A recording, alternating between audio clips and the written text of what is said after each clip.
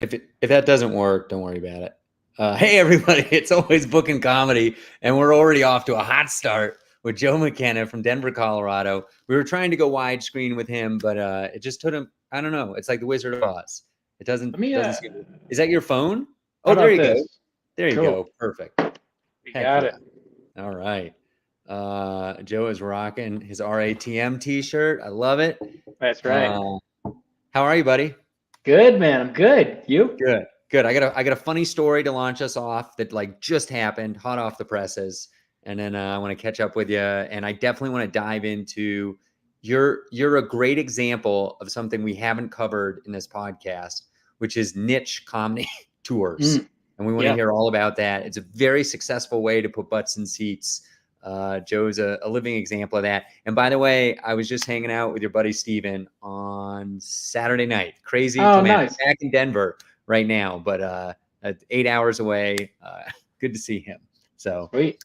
okay, funny story. So, the Vail Comedy Festival is coming this weekend. Got my T-shirt on, and we got a billboard this year. And one of the billboard art things was of Jenny Zagrino, who's a very funny comedian, been on Conan several times, all kinds of stuff. She's been on this new app, Late After Midnight, with Taylor Tomlinson. She's hilarious. So about a week ago, we did like an interview that I packaged up and sent to the Vail newspaper. And one of the questions was, I don't know, something that led to the billboard. And her answer was, it was really exciting to see my face on that billboard. It's right over the Nuggets arena. This was the morning of Game 5 of the Nuggets Timberwolves series, and she's from Minnesota.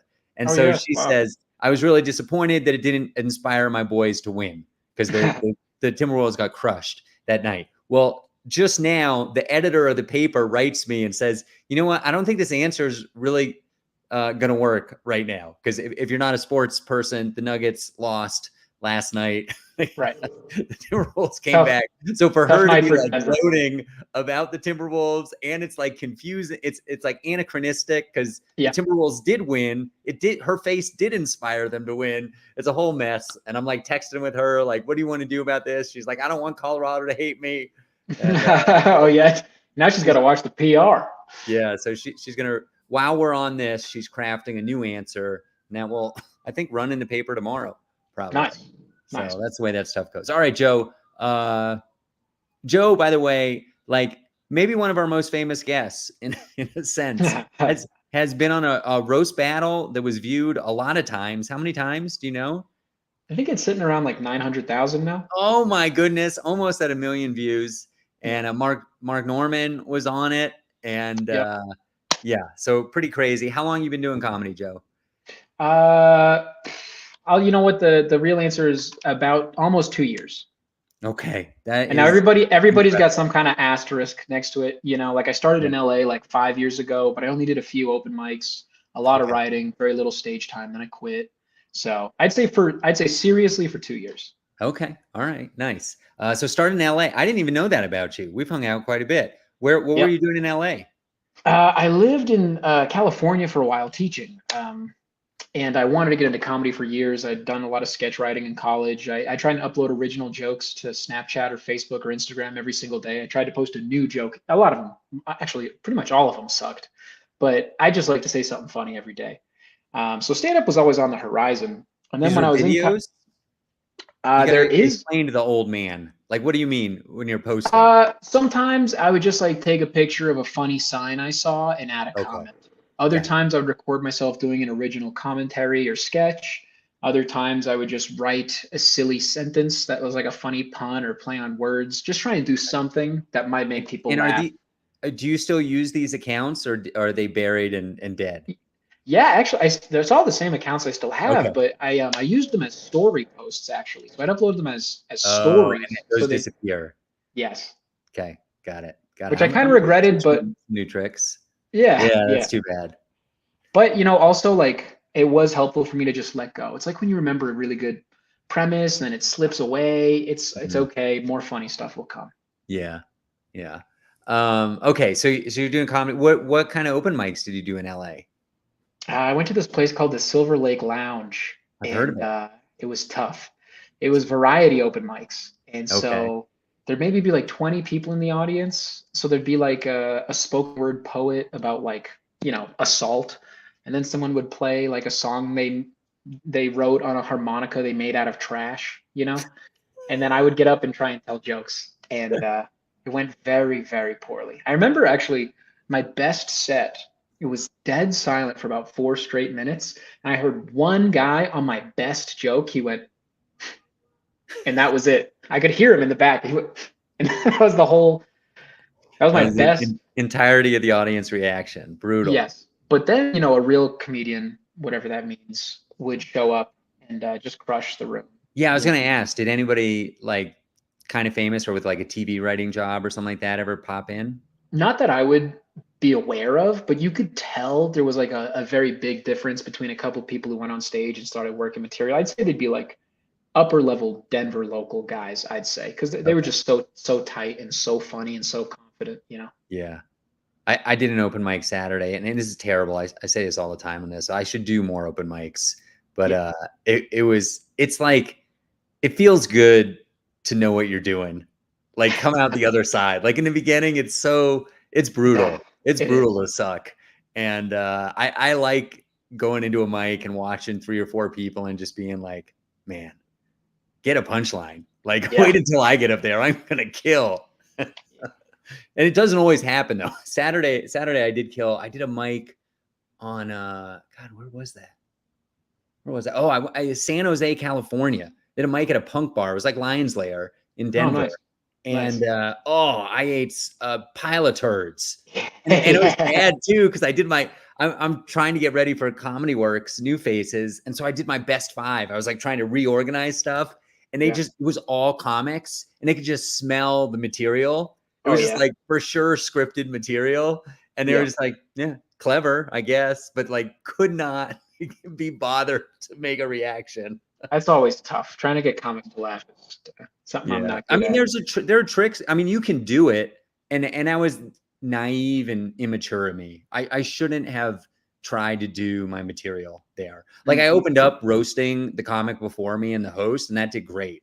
Yep. And I should have done some of my dirtier stuff, maybe something new, so people could tell that it was like rough around the edges, Right. and just made fun of the room or whatever. If I really wanted to get laughs, but I didn't. I wanted to practice that 5 minutes, and honestly, there was a little value in just saying the words and not getting anything, because Yeah. that Yeah. You can got to throw rep off them. your balance a little bit. Yeah. It's good not to be too cocky. Good to come back down to earth. Yeah, yeah. All right. So you're doing comedy about you're doing crazy big things. You got a production company. Yep. Why don't you tell us about that a little bit? Lou Ferris and I run Kuyan Comedy Productions, and we just try to run shows around Colorado. Got our hands full for a little bit there. We were running about 5 shows, and too Five much shows a month. show running. Yeah, too much comedy, too many shows. So we're back Yeah. down to about 2 now. Just Okay. much more easier to manage. Nice. And you teach full time, right? Yes. Yeah. Yeah. Which has to have advantages. Are there advantages to being a teacher? Summer's off. Hit Yeah. the road. Winter's off. Hit the road. Spring break. Hit the road. It's pretty great. And Lou's a teacher as well, right? Yes, he is. Are you like in the same school district and do the calendars line up, or is it like It's close enough. Yeah, it's it's close close enough. enough? Okay, cool. All right. So all right. Well, Kuyan, what was the first show? Tell us I don't know, a good or a bad story about running a show with Kuyan. Oof. We were down in Colorado Springs for one of our first few shows, and it's kind of a mixed bag down there. A lot of different groups of people, different demographics. There's military, Christians, mountain folk, people who love guns, people who hate guns, college kids, progressive conservatives. And so at all of our shows in Colorado Springs, you get pockets of laughter throughout the room because they're rarely on the same page about anything. Right. So, you know, we had this one show where we had a couple comics on, and they were just doing some edgier, darker material. And I won't say the comic's name. He's a great comedian, one of my favorites in the city. But he had this kind of edgy crowd work bit where he asks a woman her opinion on abortion, and she says, "Oh, I'm pro-life," and then he was like, "What the fuck? Never heard anybody say that before. What the hell? But the joke is you're supposed to just agree and go along with it. And so he's like, okay, yeah, sure, whatever, sure, yeah, I'm pro-life too. We should all just get along, agree for the sake of peace. But the woman actually got really worked up and cried and ran out in the middle of the show. Yeah, Yeah. yep. That was show number 2, I think. Show number 2. Was the venue upset? No, they weren't, and it was me. It was I who did that. I'm the one who asked her opinion on Oh, abortion. No, it wasn't me. It wasn't me. no. Well, what did you learn a lesson there? Like, would you change anything in the future? Yeah, we tell comics now, like, it doesn't have to be clean, but it shouldn't be like filthy for too long. You can tell dirty jokes. It's always tough when venues say, like, it's a brewery, a restaurant, family oriented. Like, we want it. It can be dirty, but if it's dirty, it has to be funny. And it's like, okay, well, Yeah. that's a little bit more difficult than it sounds, but we've done all right since then. Yeah. We generally, what we tell comics is you can make a joke about horse genitals, right? Let's say, but the it shouldn't be 10 minutes about horse genitals. Right. That's Yeah. kind of the idea. Yeah. I mean, I have in the neighborhood of Colorado Springs told comics, don't tell your abortion joke. It's Yeah, very funny, but this is not the time or place for it. Actually, I don't tell them not to tell it. I yeah. say You should that know. joke you have that is fantastic Yeah, might not do well in this area. I'm never going to tell you what to do. You're an artist, but I'm just letting you know we're on a 5-night run. This particular pocket of Colorado is pretty red, yeah. and most people, like a 24-year-old isn't going to get it for whatever reason. Actually, I have Right. no idea how old you are. I hope you're not 24, but I'm okay. But like somebody who's been around for a while, they get it. They know I'm Yeah. not trying to like mandate what they're doing. I'm trying to be helpful, you know. Yes. But sometimes like young guns get all like, oh, they're trying to tell me what to do. Now I'm just going to double down on Yeah. the abortions, and then it does not go well for them. Yeah. The more uncomfortable they are, the better. I'm here to challenge the system. Okay. Yeah, yeah, Is your 10 minutes, man? Dude, have fun. yeah, yeah. It's tricky running shows. Let's see. We got a question from online from North Carolina. If there are comedians who aren't local, do you usually prep them about the area in case it is conservative, etc.? That's he was probably typing that the whole time we were discussing this. We kind of just answered it, but yeah. I mean that's part of the game. Yeah. Even and I think to Joe's point, even local comics Yes. sometimes don't get it. Yes. Maybe some of the people Joe's booking are a year or two in. Maybe they've never been to Colorado Springs. And even within a given city, there can be like totally different venues and rooms Sure. and vibes. Yeah. Our brewery is a little bit more Christian. I don't know why. It's just what it is. There's a lot of Christians that go there, which is cool. They come to our shows and they laugh. I love them. It's wonderful. Yeah. And I let people know there's another bar 2 blocks down that doesn't have the same content restrictions, and you can say whatever you want, and it's very fun and funny. But Right. even within a given venue, even local comics, I'll usually let them know kind of what the feel of the room is. Yeah, that's smart. That's good. How about so that was maybe a negative story-ish, but you learned a lesson. Any Oh yeah. Big success with Kuyan comedy you want to share? Um, yeah, there was one show that went so much better than expected. We had a big show of about 180 people at one of our rooms, and we didn't I'll admit we didn't know. We didn't realize before the booking it was like a cops and veterans bar, military veterans and police venue. And we walked in, and we don't have like anti-military or anti-police stuff. We just teacher jokes, but some of it's a little bit edgier. And we walked in, it was just like, blue flags and rest in peace to this canine dog and the Hall of Heroes. And there's a bunch of pictures of like local veterans. And I was very, very worried. I was like, oh no. Oh boy. So had nobody been to the venue before? No, How does no. that happen? You just like Uh, cold called this venue and yeah, got it? yep. Okay.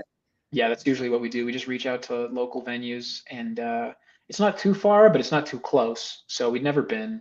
The venue is Okay. very interested in having us, and it was a huge success. Huge. They love the show. It's now a regular show we perform there. Nice.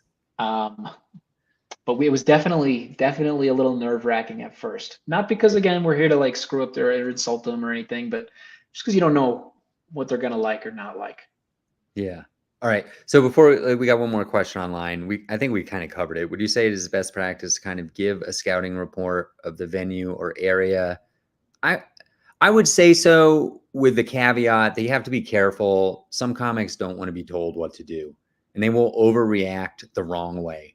So there's a little bit of a massage involved. If you almost have to trick some comics into not doing certain material, I feel like.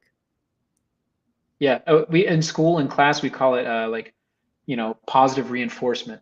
Hey, that stuff you got about mustard bottles, they're gonna love that. Right. Yeah, there you go. All your mustard bottle material is gonna kill here. And then Yes. I'll just kind of leave it at that. Nice. Nice. Okay, so that's a good segue into, let's talk about your niche comedy stuff. Yeah. So I don't know, just introduce us to the concept. I have a million questions. Yeah, so we call it the Unteachables Comedy Tour.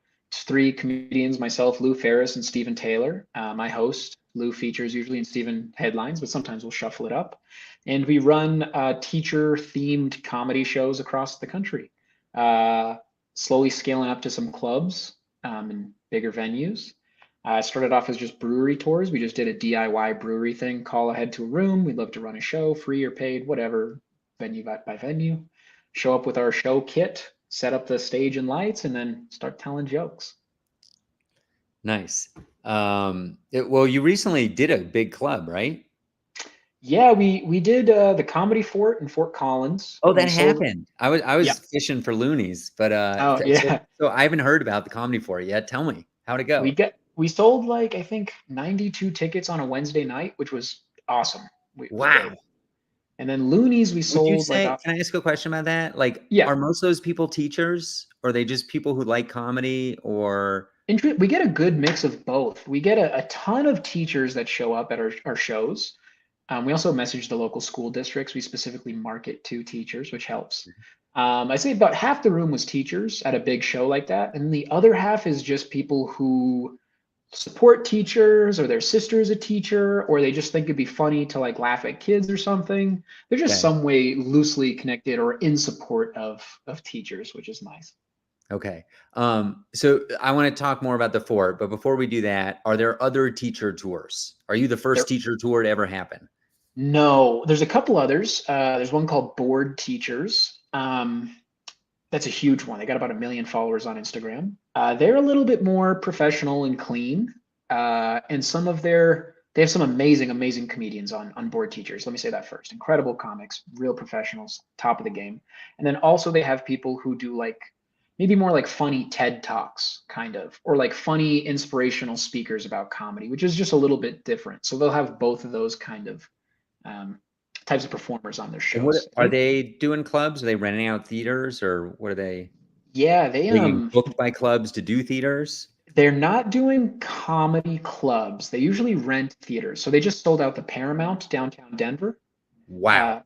Uh, yeah, Lou Ferris was actually on that, but Cool. then because they found out about our teacher tour, They they, fired him or whatever. Oh, yeah. bummer. But he's But crushing it he on. got to He's perform doing though? great. No, he did another show with them in Indiana though. He did a couple shows. Bummer. Yeah. Okay. I don't think they like the competition, which is cool. Yeah. Fine. Yeah, No I worries. know. I get it. Yeah. And we market ourselves as the unteachables. And then we call it like unprofessional development as opposed to professional development. Sure. We're not disgusting, but we're definitely not clean.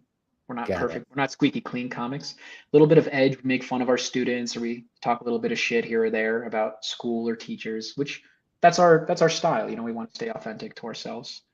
And so then we kind of let people know ahead of time, like, hey, it's not your great grandma's teacher comedian, maybe, but we get Do you tons of. use words like explicit content or vulgar or PG-13 or R? How do you get that message across? We're still trying to figure that out.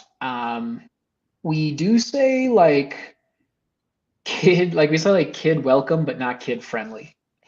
You know, Huh. you Okay. can bring your kids, but it's not made for them. Okay.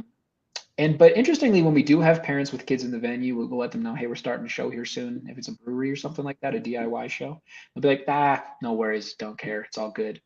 And We're already drinking yeah, alcohol right in front of them. yes, we've only maybe once had a woman say that was too much, and we've done, I don't know, 50 shows across, I don't know, 15, 20 states, um, Wow, thousands of people. So we're doing all right in that's terms of awesome. content. That's cool. So the fort, so you sell 90 tickets.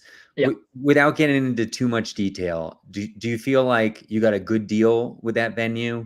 How did yeah, that come definitely, about?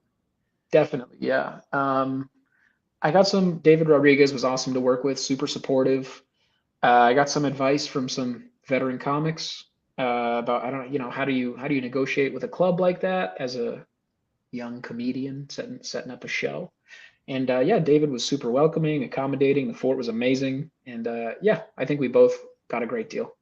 That's awesome. Did Yeah. they now when you do that show, do they keep the fort signage or do they hide it? How does that work? They left the fort background on the stage, but we got up on the marquee, which was nice. So we got a Oh, little fun. cool. That's sweet. Yeah. Um, what else do I want to know about the fort? You don't get any cut of the food and beverage, right? No, just door No. ticket sales. And do you think they sold some tickets or do you think you represented most of the sales? I'd say we represented most of the sales for sure. I messaged about 1,500 teachers. Wow. Yeah. Do and so who did the ticketing? Did you do the ticketing or did the fort? Depends. The fort, David wanted to do it. Looney's, Eric said we should do it on Eventbrite. Okay, cool. And then so when with the fort, I already know about their ticketing system, but did they give you access to see how sales were going? No, Oh, no, but we interesting. would just check They in to have just the say, hey, capability to do that if you go oh, back. cool. Nice. Yeah, we just said, hey, can we get an update? Because that kind of lets us know how much more effort we should put into Yeah. marketing. Did you pay for ads at all? Yeah, maybe like $50, maybe. Okay, Not nice. much. Cool. That's amazing. I mean, 90 people in that space has got to be a lot of fun. What would you say Yeah. that place holds? 130? Yeah, probably 130 to 150, 60, something like that. Yeah. Okay, nice. Um, by the way, this is totally off topic. Are they running their summer competition this year? I don't think so. I haven't No. heard anything about it. Fort's Oh, funny. interesting. Yeah, If they I haven't seen. do, let me know. I Let will. old I Mark will. Masters know. Thanks, buddy. Tons of fun Joe's last like year. my Facebook spy. He's Yeah. occasionally on this one. Here's a little. This is like a Google alert. Joe, try Yeah. to remember to text me if you see anything about Ford's funniest. I would love that. Okay, awesome. So, what do you target? What's your like? What would be your dream club next? You did Looney's, which is huge. You did the Fort, which is huge. It's tough. We're doing a bunch of clubs this summer around like DC, Philadelphia, Ohio, and Boston. Okay. Um, Dream Club, I think, would probably just be Comedy Works downtown, Yeah. But I gotta say, I am hesitant because I teach in Right. the greater Colorado area, and it wouldn't be a problem, but it's just I don't need the attention, Yeah, you know. I get So I'm you. a little hesitant, but we'll see what happens in like a year Right. or two. What club are you doing in Boston? Do you know? We're doing a comedy scene at Patriot Place at Foxborough. It's at Oh Patriot yeah. Stadium. Yeah, Yeah, yeah, yeah. That's cool. That's rad. yeah, very And excited. how does that compare to the fort in terms of economics? Not sure. Oh, you mean like for our deal? Yeah. I don't even remember, to be honest with you, Okay. because it's the three of us constantly negotiating with different venues and clubs, and we have Sure. to put everything on the spreadsheet. But yeah, we've started. Do you want a percentage that we usually start with or ask for? If you're comfortable sharing that, I think the people that watch this would love it. Sure. We start with asking for 75-25 door split. So we take 75, club takes 25 and keeps all food and drink, etc. And then we work from there and just kind of start the negotiation Have process. Have you ever asked for a specific ticket price? No, they usually let us pick. They've let us choose every time. They're like, normally people sell between like $8 and $25. For your Okay. show, we might recommend this based on other similar theme shows that we've done in the past. Right. And at Patriot Place, are you doing a weekend or a weeknight? Do you know? I think it's a Thursday night. That's pretty solid. Yeah, That's great. and it'll be during summer vacation too, so hopefully the teachers will show up. Yeah, that's rad. That's awesome. Uh, that's very exciting. And so how do you get to New England? Do you drive? Oh yeah, oh yeah. Drive This is everywhere. great. Tell us about this. I mean, that's a long drive.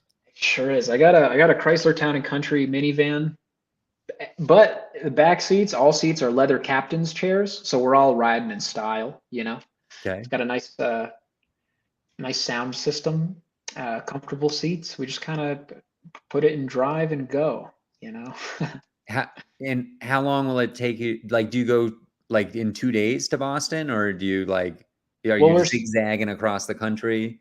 we're actually starting in North Carolina, I think, and then working our way up the East Coast. I've Okay. got some different bookings and shows around, but we're used to it at this point. It's like our fourth tour, I think, something like that. So Hmm. just a lot of driving, a lot of road time, a lot of music and playlists. Yeah. You ever have any car trouble? No, no, No. fortunately, knock That's on awesome. wood. Yeah. Cool. My You check ever engine notice? light, my check engine light came on in like Texas, and we were on our way away from Colorado. And I just sat there staring at it for all the way to North Carolina and back, but it was fine. So It's great. yeah, Ah, you do a lot of road stuff too. I know. I know you're yeah, driving all the time, I everywhere. I do. I do. I drive quite a bit. Maybe you might have me beat. What Maybe. about gas? Here's something interesting. When I drove to Florida, I noticed, I can't remember exactly, but I think it was Georgia. No. Mhm, Florida has very cheap gas relative to Georgia. So I mhm. was smart about it. On the way there, I screwed up and I filled up just after the Georgia border and got screwed on the gas prices. But on the way back, I only needed like 3/4 of a tank, but I made sure to fill up on the last exit in Florida. And so you can game the system, tax Smart. gas wise. So keep an eye out for that. Nice. Yeah. Okay. We're running out of time. Anything else you want to talk about? Any fun road stories? I'll give you one funny one. Okay. We're in Hohenwald, Tennessee, very small town, like 3,000 people, and there's a great town. I had a ton of fun there. There's a sign outside that says like Harleys only, Jap bikes will be crushed. Oh boy, because I ride a Kawasaki. I'm not going to tell him that. And it's about an hour before showtime, and we just walk into the venue, just a local bar, restaurant. And I remember we walk in, and it's packed with a bunch of like, just they kind of look like rough and tumble, hardworking men. And they go, oh, here's the funny boys. Say something funny. Time to say something funny. Make us laugh. Make us laugh. And they're just yelling and heckling us. The show's not for an hour. And I was like, oh boy. Oh God. Stephen Taylor had this genius idea. He said, if it gets out of hand, if it gets out of control, stop the show. Because I'm the host. Stop the show completely. And he told me what to do. So I'm running the mic. I'm doing a little bit of crowd work. Every joke I tell, the whole place goes crazy, but with like people yelling and talking. Like, hey, Mikey, you hear what he said? Mikey, hey, Mikey, hey, Mikey, Mike. But they're all doing that. There's like 15 people to different people. And it's just every joke is a big commotion. So I stopped the show. I'm like, all right, guys, look, you're heckling, you're having fun, fine. You think it's so easy? Come on up and try. I'll give you 90 seconds each. Who wants to do it? And it got dead silent. I was like, oh, not so funny now. But we did it. A couple of guys, I said, I was like, wow, you guys are really going to let a Yankee beat you again? And fuck you, I'll fucking do, I'll get up there. And then we had like 4 guys come up, do some open mic stuff. It was actually super fun. It turned into like a nice little community open mic. And then That's finished up my set, and then the boys had a great time hanging out with him after for a while. that's cool. Definitely not traditional, but a fun comedy experience. That's awesome. That's awesome. And you got out of there without any slashed tires or anything. Yeah, yeah. At one point, I was like, this reminds me of the Blues Brothers, where like they start throwing beer bottles at the guys in the cage. And one guy goes, "Yeah, but you ain't got no cage." And I was like, "Oh That's so funny. yeah." All right, Joe McKenna, everybody, out of Denver, Colorado. He'll be at Vail Comedy Festival this weekend. How do people find you? I'm on Instagram at mashed_Joe Tatoes, like mashed potatoes, but it's me. All right. We got some kudos from North Carolina. Thank you for tuning in. Follow Joe on Instagram, and we'll be back next week. I don't have anybody booked for next week yet, so stay tuned. I'm going to find somebody from the festival that wants to do it, hopefully, and I hope I'm still alive. I have 200 hours of work between now and basically Wednesday night when the festival starts with a show in Denver. So thanks everybody for tuning in. Come back next Monday. Joe, you're the best. Stick around for a second. We're going to close